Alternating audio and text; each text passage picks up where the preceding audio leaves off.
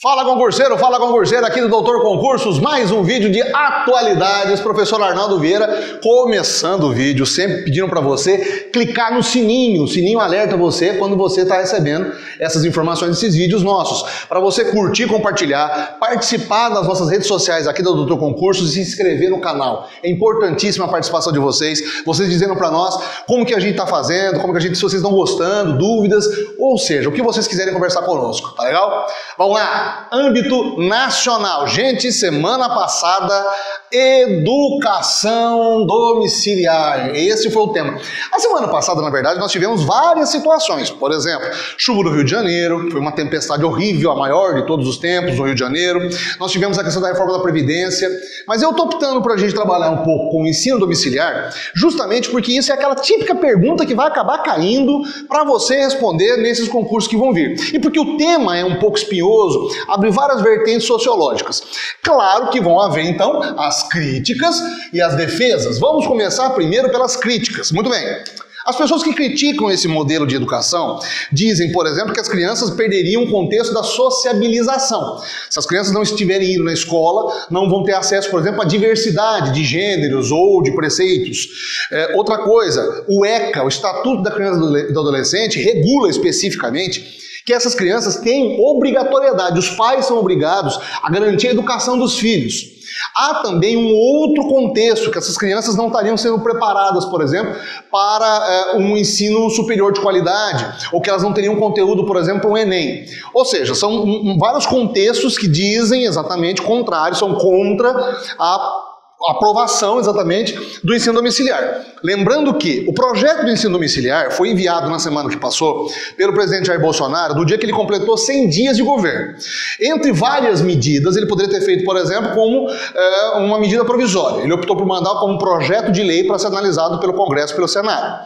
Aquelas pessoas que vão defender o ensino domiciliar se baseiam em alguns pontos. Primeiro, o bullying.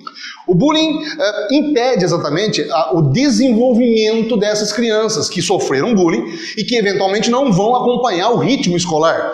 2, a questão da mobilidade. Famílias, por exemplo, que precisam se mudar, que tem a questão, por exemplo, das crianças que são filhas de pais circenses ou que pertençam a algum tipo de mobilidade dos pais, que precisam se mudar constantemente. Essas crianças ficam pulando de galho em galho, de escola em escola, numa educação familiar, o que é pregado exatamente por uma educação domiciliar, os pais ficam responsáveis pela educação dos seus próprios filhos. Um terceiro item, aquelas famílias que têm algum tipo de preceito religioso, optam por não fazer com que as crianças sejam educadas da forma tradicional dentro dos preceitos que estão automaticamente sendo colocados por cartilhas nacionais ou estaduais. Em compensação também, aqueles que criticam vão dizer que essas crianças não vão estar sendo preparadas para provas como o Enem, porque não se tem um parâmetro, enfim, algo para ser muito discutido em várias instâncias. Esse projeto, na verdade, prevê que os pais são responsáveis pela educação dos seus filhos e que esses filhos vão ser submetidos anualmente a avaliações. Caso essas crianças sejam reprovadas por mais de 2 anos consecutivos, os pais perdem o direito de dar essa educação continuada para os filhos. Agora, tem um outro fator também que envolve quem está defendendo o projeto para a gente encerrar. Diz que as crianças hoje, nessa geração, que estão vindo, que têm acesso, por exemplo, à internet, que têm acesso a redes sociais, teriam um processo de aprendizagem muito mais avançado e muito mais acessível do que somente aquele ambiente de sala de aula, que ainda é restritivo, que ainda é muito cerceativo na questão da criatividade, por exemplo, ou do acesso a museus, ou do acesso a outros tipos de educação. Enfim, algo para ser discutido, para ser muito bem analisado, e o Congresso agora vai abrir essa discussão. A gente tem que ficar de olho, porque isso é questão de concurso. Âmbito internacional. Todo mundo viu aquela imagem incrível, inclusive, que foi a fotografia de um primeiro buraco negro registrado aqui no planeta Terra. Uma equipe, mais de 200 cientistas, espalhados em todo o planeta, com vários satélites e vários telescópios, conseguiram fazer uma primeira fotografia do fenômeno espacial chamado buracos negros.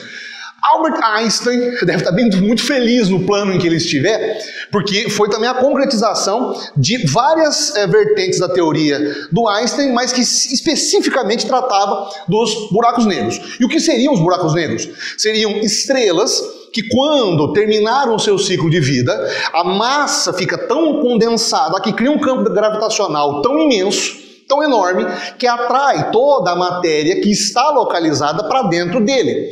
Inclusive, por exemplo, fazendo com que a própria luz seja jogada para dentro dele. É bem verdade que isso abre uma série de outras grandes teorias. Einstein dizia, por exemplo, a modificação do tempo e do espaço. Os buracos negros seriam alterações, por exemplo, no tecido espacial como um todo, e que mudariam, inclusive, a dinâmica da realidade e do tempo.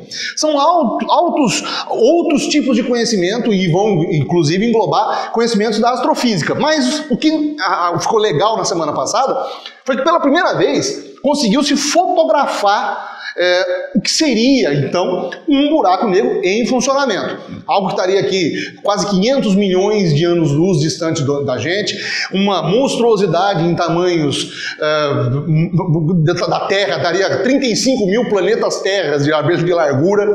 Ele tem um halo, esse halo todo amarelo em volta seria exatamente do calor, da fricção das partículas, em contato exatamente com aquele vórtice, enfim, algo muito legal, algo que os amantes da física e da astrofísica devem ter adorado, mas que comprova como que nós estamos avançados, inclusive, nas explorações interplanetárias e nos estudos astronômicos, como a gente hoje lida com essa questão da relatividade, das teorias, inclusive, de Einstein, de Stephen Hawking, pessoas que estão vendo o universo e entendendo a nossa insignificância diante dele. Mas foi muito interessante, é aquela perguntinha mais ou menos já pronta, né? Uma grande descoberta em 2019, na astrofísica, mudou a forma de se entender, por exemplo, as movimentações astronômicas, astrofísicas em todo o sentido da humanidade, comprovando teorias de Einstein. Qual seria?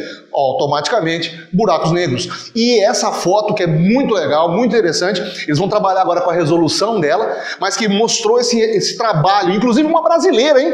Tem uma brasileira entre os 200 e tantos pesquisadores que ajudou exatamente a refazer os cálculos. É muito legal a gente ter mais uma cientista brasileira, uma pessoa que trabalha com ciência, ter também o seu trabalho reconhecido internacionalmente, ok?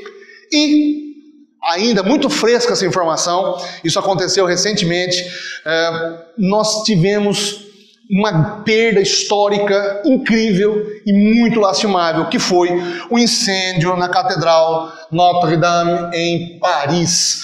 O incêndio consumiu grande parte do teto e uma parte interna da Catedral Parisiense, uma perda irreparável em números históricos, um prédio de mais de 850 anos de existência, que representa toda a construção e edificação gótica na Europa, um marco na cultura francesa, um marco da cultura europeia, e infelizmente pegando fogo. E olha só como uma coisa é interessante a gente analisar, né? Algumas peças conseguiram ser resgatadas. A Catedral de Notre-Dame estava passando por uma reforma, coisa que no Brasil, se a gente fizer um paralelo com o Museu Nacional, que pegou fogo ano passado, ardeu em chamas e até agora, inclusive, não conseguiu se recuperar, e ainda está com processo licitatório para ver se consegue mexer ainda na estrutura do prédio.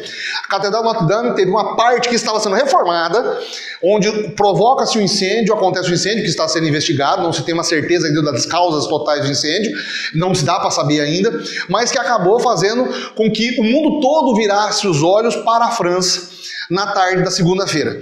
Ou seja, a gente está diante de uma movimentação, inclusive internacional, em prol da cultura. Por quê?